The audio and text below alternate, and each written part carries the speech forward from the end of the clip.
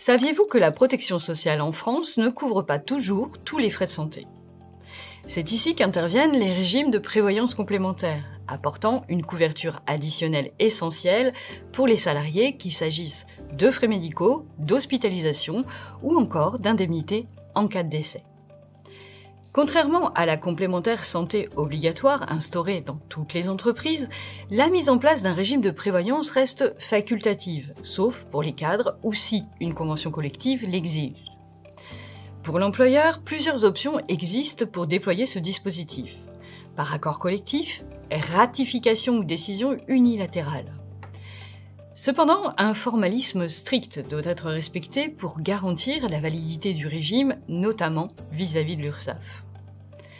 L'un des avantages majeurs pour les entreprises réside dans l'exonération de cotisations sociales des contributions patronales, à condition que 7 critères essentiels soient respectés. Ces critères incluent l'obligation de conclure le régime avec un organisme assureur, de le rendre obligatoire pour une catégorie objective de salariés et de compléter les prestations du régime général de sécurité sociale.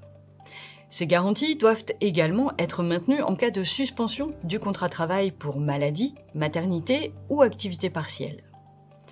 Les cotisations varient selon les entreprises et les contrats.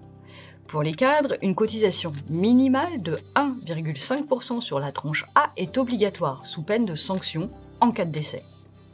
Quant aux frais de santé, le salarié ne peut être tenu de payer plus de 50% des cotisations, le reste étant pris en charge par l'employeur.